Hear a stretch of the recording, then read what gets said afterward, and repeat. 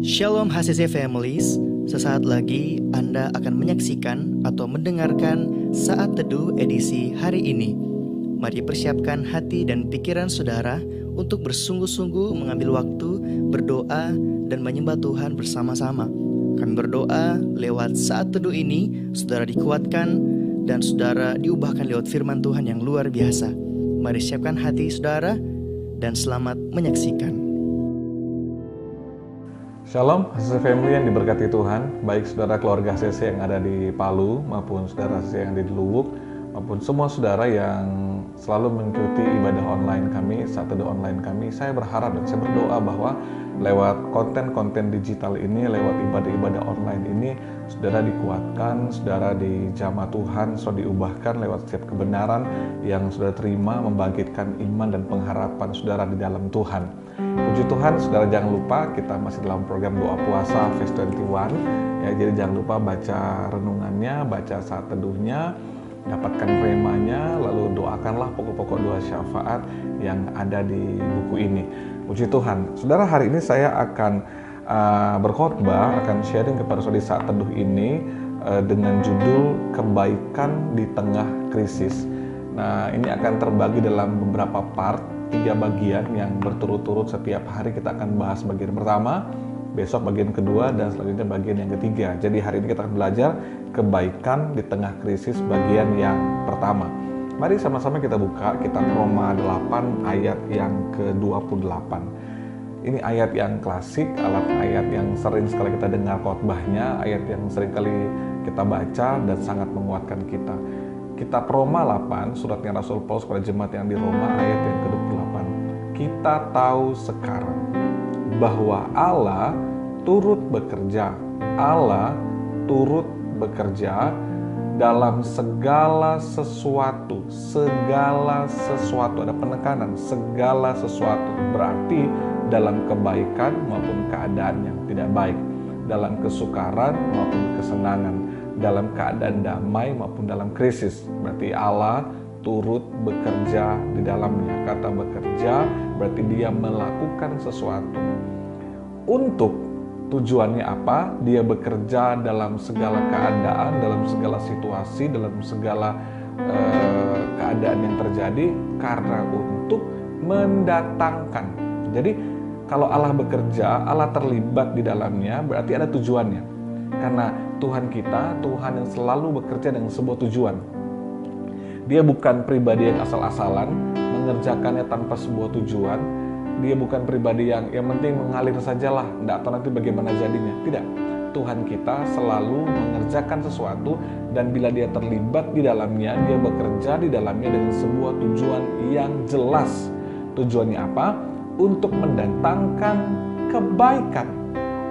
Sekali lagi, mendatangkan kebaikan. Jadi waktu Tuhan izinkan sesuatu terjadi, dia terlibat dalam sesuatu yang terjadi, dia punya tujuan bukan mendatangkan kesukaran, bukan bertujuan menyakitkan, bukan tujuan melukai, bukan tujuan untuk mempermalukan, tetapi tujuannya selalu kebaikan. So, perhatikan, tujuan Tuhan selalu kebaikan.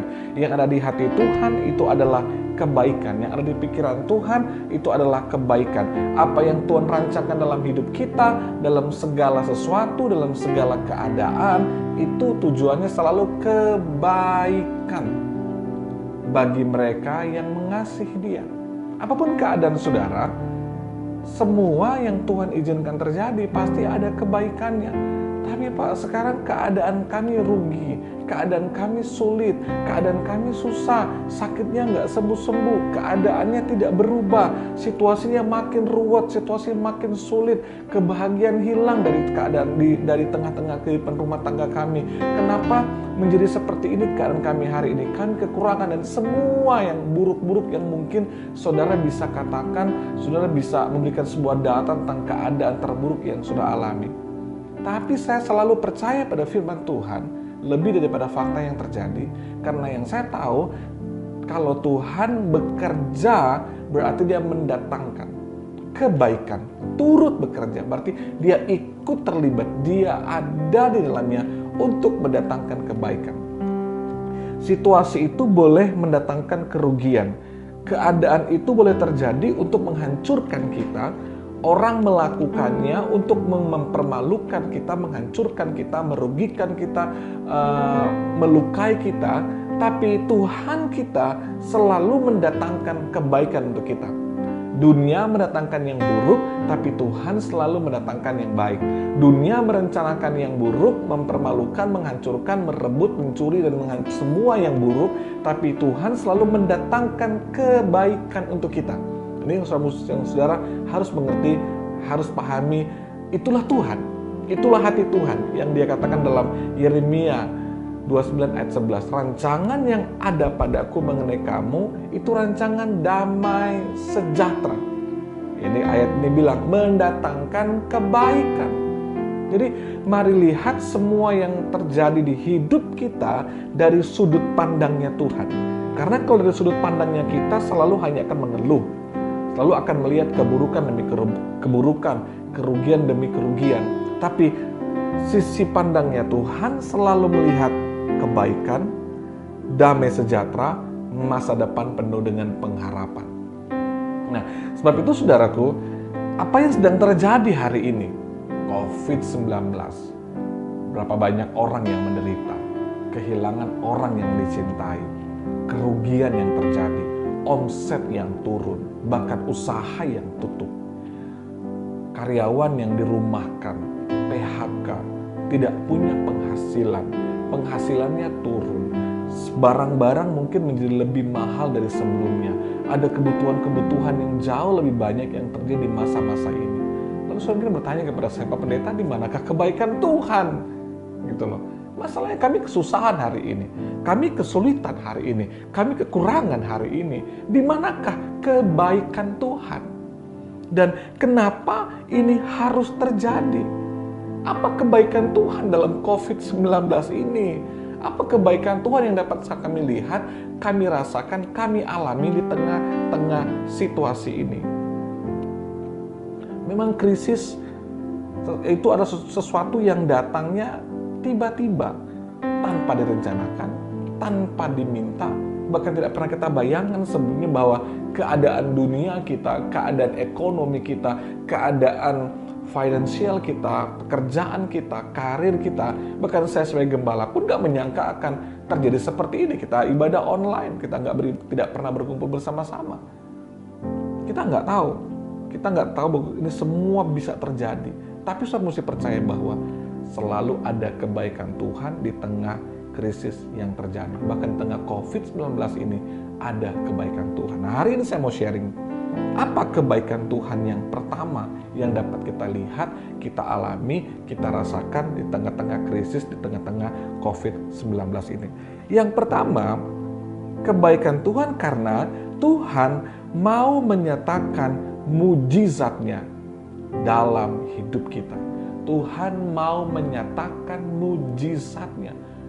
Pertanyaannya, bagaimana mungkin mujizat yang seperti apa? Masa dalam kesusahan, dalam kesulitan ada mujizatnya? Tapi Tuhan selalu akan menyatakan kebaikannya. Mari lihat dengan saya dalam kitab Keluaran, saudara. Keluaran pasal yang ke-16 di ayat yang ke-35. Keluaran 16 ayat yang ke-35. Ini bercerita tentang orang Israel yang keluar dari Mesir, lalu mereka berjalan di padang gurun, di tengah-tengah panas dan terik, kesulitan air, nggak bisa bercocok tanam, bahkan untuk makan hewan-hewan juga mungkin tidak bisa beternak karena nggak ada rumput-rumput, di padang gurun, susah air, mereka harus berpindah-pindah tendanya. Itu krisis, itu kesulitan, itu keadaan yang lapar, keadaan yang haus, panas, malam mereka kedinginan sekali, saudara. Tetapi justru ada hal yang luar biasa yang tidak pernah mereka alami di Mesir, bahkan tidak mereka alami waktu mereka ada di tanah perjanjian. Keadaan itu hanya mereka alami waktu mereka ada di tengah-tengah padang gurun. Ayat 35 bilang begini, Orang Israel makan mana 40 tahun lamanya sampai mereka tiba di tanah yang didiami orang. Mereka makan mana sampai tiba di perbatasan tanah Kanaan. Jadi waktu mereka keluar, mereka kelaparan, mereka nggak punya makanan. Akhirnya di tengah krisis, di tengah padang gurun itulah Tuhan menyediakan roti dari surga.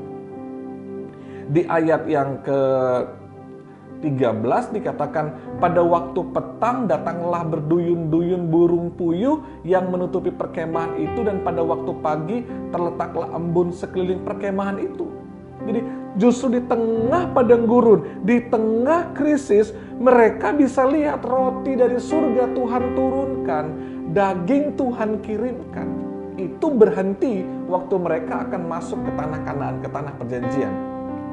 Nah, ini yang ajaib. Di tengah krisis, di tengah padang gurun, disitulah mereka mengalami yang namanya mujizat Tuhan. Mereka alami 3 hal mujizat Tuhan. Yang pertama, penyediaan Tuhan. Ada mana, ada burung puyuh. Penyediaan Tuhan terjadi di tengah-tengah padang gurun justru. Di tengah-tengah krisis, mereka lihat dan mereka alami mujizat Tuhan. Yang kedua, mereka alami perlindungan Tuhan. Perlindungan dari panasnya matahari siang dengan tiang awan yang menutupi mereka. Kalau saudara dalam perjalanan dari Mesir ke Israel dalam tour Holy Land, saudara bisa rasakan betapa panasnya padang gurun itu. Kita senang di dalam bus yang ada AC karena ditutup. Nah, kira-kira begitulah. Panasnya luar biasa di tengah-tengah padang gurun. Tapi ada perlindungan, ada tiang awan. Waktu malam dinginnya luar biasa, banyak binatang buas. Ada tiang api yang melindungi. Ada kemenangan. Jadi ada penyediaan, ada perlindungan, ada kemenangan. Ada musuh-musuh dalam perjalanan mereka ke tanah perjanjian. Tapi Tuhan selalu membuat kemenangan demi kemenangan dalam hidup mereka. Di tengah padang gurun, Tuhan buat mujizat. Dan mujizat ini terjadi di tengah-tengah padang gurun. Tiang awan, tiang api, roti dari surga, burung puyuh terjadi di tengah-tengah padang gurun. Di tengah-tengah krisis. Saudaraku yang saya kasihi, dimanapun saudara berada, mau pagi, saudara saat teduh, siang, atau malam jelang tidur, percayalah begini, apapun jenis dan bentuk krisis yang saudara sedang alami hari-hari ini, percayalah saudara akan dan pasti mengalami kebaikan Tuhan di dalamnya, karena di situ justru saudara akan melihat mujizat. Saudara akan mengalami mujizat Tuhan. Bagaimana Tuhan pelihara saudara, bagaimana Tuhan memberikan ide-ide yang baru, ide-ide yang kreatif, bagaimana Tuhan buka jalan yang baru, Tuhan buka jalan yang tertutup. Tiba-tiba Tuhan menyediakan sesuatu yang tidak pernah saudara bayangkan, tidak pernah timbul di hati saudara, di pikiran saudara, bahkan gak pernah saudara lihat dengan matamu, gak pernah kau dengar dengan telingamu. Tuhan lakukan. Percayalah, selama di tengah-tengah COVID-19 ini, ada banyak kesaksian mujizat yang justru saudara alami. Mujizat yang justru saudara akan dapatkan dan rasakan dengan luar biasa. Sebab itu, jangan mengeluh, jangan bersungut, jangan marah, jangan menyerah, karena masih ada pengharapan. Yang pertama kita belajar hari ini, kebaikan di tengah krisis adalah karena Tuhan mau menyatakan mujizatnya dalam hidup saudara. Sebab itu, nantikanlah mujizat Tuhan, alamilah mujizat Tuhan, dan rasakan bagaimana tangan Tuhan yang ajaib menolong saudara, engkau dan keluargamu, karirmu, bisnismu, bahkan pelayananmu ditolong oleh Tuhan. Tuhan memberkati saudara semua, kiranya saat teduh hari ini menguatkan saudara, membuat saudara semakin berpengharapan di dalam Tuhan, dan rasakan dan alami sendiri mujizat Tuhan terjadi bagi hidup saudara. Kita lanjutkan besok, dan mari kita berdoa untuk firman Tuhan. Dalam nama Yesus, hamba berdoa Tuhan, bagi setiap keluarga HCC dimanapun mereka berada, setiap jemaat yang mengikuti ibadah online ini Tuhan, saat teduh ini Tuhan, Tuhan kuatkan, Tuhan urapi, agar mereka bisa melihat dari cara pandangnya Tuhan, bahwa ada kebaikan Tuhan di tengah krisis, yaitu Tuhan mau menyatakan mujizatnya orang Israel mengalami penyediaan Tuhan, perlindungan Tuhan, kemenangan Tuhan di tengah-tengah krisis. Dan aku berdoa dalam nama Yesus, setiap kami mengalami penyediaan, mujizat perlindungan, mujizat kemenangan di tengah keluarga kami, di tengah pekerjaan kami, di tengah bisnis kami, di tengah pelayanan kami, di tengah kehidupan pribadi kami. Di dalam nama Yesus, engkau akan mengalami apa yang tidak pernah engkau lihat, engkau dengar, dan timbul di hatimu. Tuhan buat mujizat dalam hidup saudara. Di tengah padang gurunmu saat ini, di tengah krisis ini, di tengah COVID-19 ini, Tuhan menyatakan kebaikannya bagi hidup saudara. Dan kau akan terheran-heran, terkagum-kagum dengan mujizat Tuhan. Kau akan melihat tiang awan, tiang api, mana dari surga, roti dari surga, burung puyuh yang Tuhan berikan bagi hidup saudara. Kemenangan demi kemenangan di dalam nama Yesus. Mujizat Tuhan terjadi bagi hidup saudara. Engkau diberkati, engkau dan keluargamu bahagia, sehat dalam berkat, kemurahan, kemakmuran, pertolongan daripada Tuhan. Dalam nama Bapa, Putra, dan Roh Kudus. Dalam nama Tuhan Yesus Kristus. Dalam nama Yesus sama-sama katakan amin. Tetap kuat dalam Tuhan, tetap berpengharapan dalam Tuhan, dan alami mujizat daripada Tuhan. Kita ketemu lagi besok di pelajaran yang kedua dari kebaikan di tengah krisis. Tuhan berkati kita semua. Shalom. Terima kasih Anda telah menyaksikan Worship from Home edisi Saat Teduh. Kami berdoa saudara diberkati dan dikuatkan lewat edisi Saat Teduh kali ini. Sampai berjumpa di konten online Worship from Home berikutnya. Tuhan Yesus memberkati.